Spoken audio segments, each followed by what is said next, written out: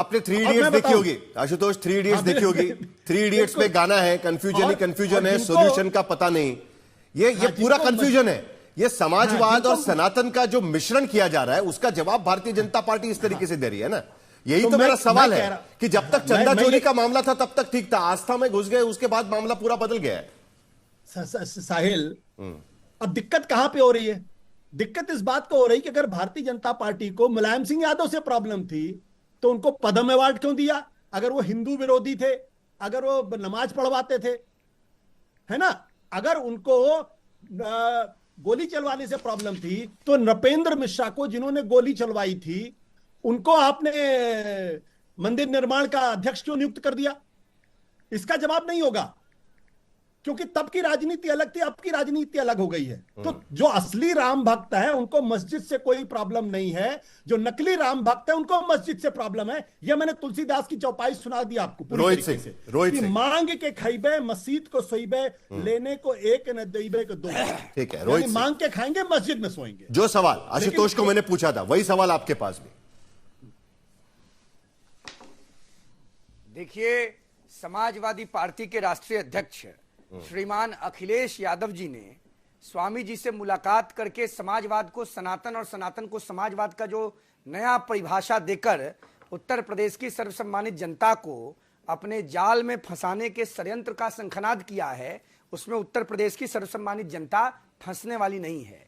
उत्तर प्रदेश की जनता आदरणीय सम्मानित समाजवादी पार्टी के अगुआ अखिलेश यादव जी से प्रश्न कर रही है कि पूज्य स्वामी जी जिनका दर्शन आप लखनऊ में करने गए थे, उनको सितंबर महीना वर्ष 2015 में गणेश मूर्ति विसर्जन के समय आंदोलन के क्रम में दौड़ा दौड़ा कर क्यों पिटवाया था, और बतुकों को क्यों दौड़ा दौड़ा कर पिटवाया था? उस समय आपका समाजवादी सनातनवादी परंपरा का परिभाषा किस खेत में चल गया था बीज के रूप में नया पौधा बनने के लिए? Point number 1। पॉइंट नंबर 2, आज मर्यादा पुरुषोत्तम रामचंद्र जी के प्रति इतने चिंतनशील समाजवादी पार्टी के अगुआ हो गए हैं, उनसे उत्तर प्रदेश, देश और दुनिया भर के सनातन धर्मावलंबी ये पूछना चाहते हैं कि हम कसम कृष्ण की खाते हैं, मंदिर वहीं बनाएंगे, इस नारे के साथ भगवान कृष्ण के वंशज होने का झूठा दंभ भरने वाले समाजवादी पार्टी के अगुआ अखिलेश यादव आगे आएंगे कि नहीं?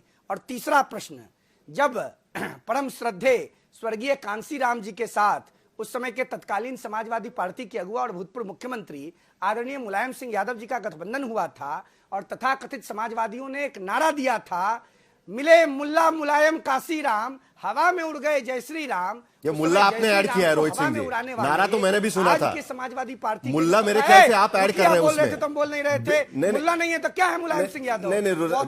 रोहित सिंह जी, नारा तो ठीक दीजिए ना, आपकी भूमिका ठीक है, आपको जो भूमिका रखनी है रख सकते हैं। एक मिनट, नहीं, एक मिनट जरा रोकिए उनको। रोहित सिंह जी रोकिए जरा, चाहते हैं तो सुनिए। नहीं रुकिए, आपत्तिजनक लगे तो लगे आप। नहीं, आपत्तिजनक की बात नहीं है, आपत्तिजनक की बात नहीं है, जरा रोकिए उनको। आप जो बोलना चाहते हैं वो बोल सकते हैं, मैं आपके बोलने पर कोई आपत्ति नहीं जता रहा हूं। मैं ये कह रहा हूं कम से कम जो नारा लगा था वो तथ्यों का नारा लगाइएगा। नारा ये लगा था, मिल गए मुलायम कांशी राम, हवा हो गया जय श्री राम, ये नारा था। आप मुल्ला आप अपने तरीके से ऐड कर रहे हैं, वो अलग से आप बोल सकते हैं। जो नारा था वो नारा कायम रखिएगा, नारा मत बदलिएगा। साहिल जी, गलत नहीं जाना चाहिए। आशुतोष जी जवाब दीजिए। दरअसल ये जो आशुतोष जवाब दीजिए। साहिल जी, ये जो नारा था ये बहुजन समाज पार्टी का नारा था। दीजिए ना 20 सेकंड, क्योंकि ये बहुजन समाज पार्टी पर ये हमला नहीं कर सकते। आपको याद है ना, मुलायम सिंह यादव पर हमला, बहुजन समाज पार्टी पर हमला नहीं कर सकते क्योंकि दलित वोट खतरा हो जाएगा। ठीक है रोहित, इसलिए उसको गलत तरीके से पेश करने की कोशिश की जा रही। ये बहुजन समाज पार्टी का नारा था, ये समाजवादी पार्टी का नारा नहीं हुआ था। तो गलत मत करिए प्लीज। आदरणीय साहिल जी, गलत न कहिए जी। बोलिए रोहित सिंह। आशुतोष जी, आप देश के बड़े पत्रकार हैं, लोग आपका आदर करते हैं। समाजवादी पार्टी के प्रेम में इतने दीवाने मत हो जाइए कि रास्ता भटक जाना पड़े आपको भी। आपका बड़ा आदर है देश में। आदरणीय साहिल जी, दलित वोट बैंक की चिंता करने वाले हमारे वरिष्ठ पत्रकार को मैं बता दूं, उत्तर प्रदेश की जनता ने 1995 के बहन जी के ऊपर कातिलाना हमले को भुलाने का काम नहीं किया है। और सुनिए, गेस्ट हाउस में जो बहन मायावती जी के साथ दुर्घटना हुई उसको देश का दलित वर्ग कभी माफ नहीं करेगा। ठीक है। दूसरा प्रमुख बात, किस प्रकार से प्रमोशन में आरक्षण के बिल का विरोध समाजवादी पार्टी ने किया था।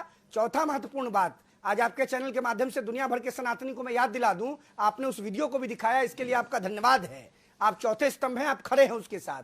आदरणीय समाजवादी पार्टी के जो अंकल सैम हैं, आदरणीय प्रोफेसर राम गोपाल यादव जी, इन्होंने पार्लियामेंट में खड़ा होकर क्या कहा था? अयोध्या में राम जी जो हैं इलीगल ऑक्युपेंट हैं। इस पर अखिलेश यादव का क्या जवाब है? जवाब देना पड़ेगा। देश के सनातन धर्मावलंबियों का प्रश्न है, इस देश में अगर 550 सालों के मर्यादा पुरुषोत्तम रामचंद्र जी के अपने घर में जाने के संघर्ष का विराम लगा, 9 साल सरकार में बिताने के बाद आज साहिल जी 10 सेकंड, साहिल जी 10 सेकंड, साहिल जी 10 सेकंड, रोहित सिंह जी आपने सारे मुद्दे रख दिए, लब्बो बुआ आपका समझ में आ गया सर। प्लीज 10 सेकंड गिन के 10 सेकंड चलिए 10 सेकंड, आखिरी 10 सेकंड, चलिए 10 सेकंड।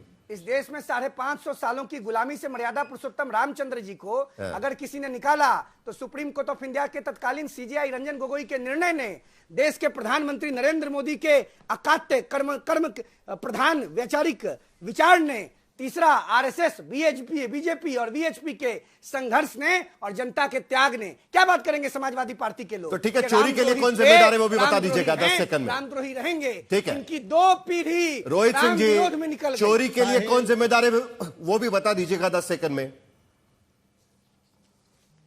तीनू यादव जिम्मेवार है, कोई संगठन नहीं। तीनू यादव का गैंग जिम्मेवार है, तीनू यादव का इन्वॉल्वमेंट। तीनू यादव कहां से आए थे? तीनू यादव को किसने बुलाया था? तीनू यादव को किसने बुलाया था? टिन्नू यादव को किसने बुलाया था? टिन्नू यादव को किसने बुलाया था? टिन्नू यादव किसके पास था? किसने टिन्नू यादव को वहां पर रखा था? चाबी किसने दी थी टिन्नू यादव के हाथ में? मंथरा को राम जी के घर में किसने भेजा था? मंथरा को राम जी के घर में किसने भेजा था? चलिए, मंथरा को राम जी के घर में किसने भेजा था? आशुतोष जी जवाब दीजिए, उसके बाद आशुतोष वर्मा। ओके, रोहित सिंह जी आपका जवाब हो गया। आशुतोष जी देखिए साहिल, ये जो टिन्नू यादव का नाम लाया जा रहा है ना, ये पूरी तरीके से कास्टिस्ट लाइन है, बहुत ही घटिया किस्म की कास्टिस्ट लाइन है।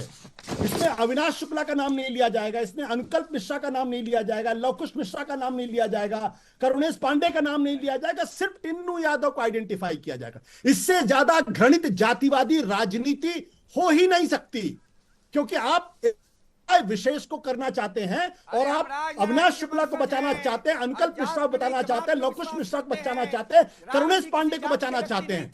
ये बहुत ही घृणित और बहुत ही घटिया किस्म की जातिवादी राजनीति है, सिर्फ टिन्नू यादव को आइडेंटिफाई करना।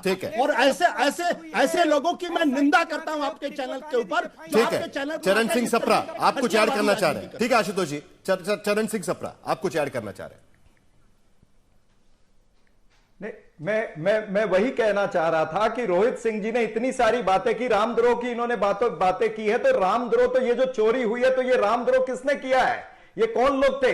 ये तो सभी वही लोग थे ना, तो जो बीजेपी प्रधानमंत्री ने अपॉइंट किए हुए लोग थे, इनके नजर के नीचे ये रामद्रोह हुआ। ये राम के मुखौटे के तले रावण थे। इन रावण का क्या इलाज करना, इस पर आप चर्चा नहीं करोगे, आगे पीछे की सारी बात करोगे। बीजेपी के अब ये बीच में बोलेंगे, अब ये देखिए, मैं आपके बीच में नहीं बोला था, मैं आपके बीच में नहीं बोला था। ठीक है, सुनिए, समय खत्म हो रहा है, आखिर में सुनने का 1 मिनट है मेरे पास। दलित राजनीति आप करते हैं, ठीक है आशुतोष जी, आशुतोष वर्मा, ठीक है, बाकी को शांत करिएगा। आरपी सिंह और आशुतोष वर्मा आखिर में 1 मिनट मेरे पास बचा है। आशुतोष वर्मा, समाजवादी पार्टी की लाइन अब सनातन के आधार पर ही आगे खींचेगी, क्योंकि आपके पास राम मंदिर का मुद्दा मिला है आपको। समाजवादी पार्टी की लाइन पीडीए थी, पीडीए है और पीडीए ही रहेगी। इसकी कोई भी कितनी भी व्याख्या कर ले, समाजवादी पार्टी ने हर बार पीडीए में पहला वर्ड पीड़ित बताया है, और जो पीड़ित है वो पीडीए का पी है। ठीक है आरपी सिंह जी, देखिए समाजवादी पार्टी इस मुद्दे को छोड़ने को तैयार नहीं है, यानी इसके अगले कुछ महीने क्या हमें एक बार फिर 2003, 1993, 1995 यही सब बातें सुनने मिलेगी? पूरी जो आपकी कैंपेन है क्या इसी तर्ज पर आगे बढ़ेगी? क्योंकि समाजवादी पार्टी अब सनातन की राह छोड़ने को तैयार नहीं है लगता। नहीं, वो जो सनातन को समाजवाद से कंपेयर कर रहे हैं वो गलत है। सनातन और समाजवाद वो एक जैसा करें गलत है। इनके मुंह से एक शब्द निकला जब सनातन को HIV एड्स कहा गया था, जब ये कह रहा था गंगा के अंदर डुबकी लगाते हैं, इनके खड़गे सब कहे कहते गंगा के डुबकी लगाते हैं, उसका क्या लाभ, उसके ऊपर प्रश्न खड़ा कर दिया था। तो ये क्या है कि इनके लिए ये न्याय अडंबर है, ये गिरगिट है जो रंग बदल चुकी है। वो चुनाव के चलते हुए सब रंग बदल रहे हैं। इनको दिख रहा है कि ये चुनाव जीत नहीं सकते, इसलिए कर रहे हैं। परंतु मेरी बात नोट कर लेना, लोग समझते हैं कि असल और नकल में क्या फर्क है, कार्बन कॉपी और असली कॉपी में क्या फर्क है। लोग सब समझते हैं ये जो घटना हुई इसके ऊपर पूरा एक्शन होगा। वापस रिपीट कर रहा हूं, कोई बख्शा नहीं जाएगा, कोई छोड़ा नहीं जाएगा। 15 जुलाई का इंतजार फर्जी सनातनी हमें हमेशा रहेगा और इस बात का भी इंतजार रहेगा कि इस बार के उत्तर प्रदेश के चुनाव में विकास, महंगाई, रोजगार, किसान, महिला सुरक्षा, सामाजिक न्याय, इन सब पर भी कहीं ना कहीं बातचीत हो। धर्म और मजहब पर कम ही बात होगी तो ज्यादा बेहतर होगा।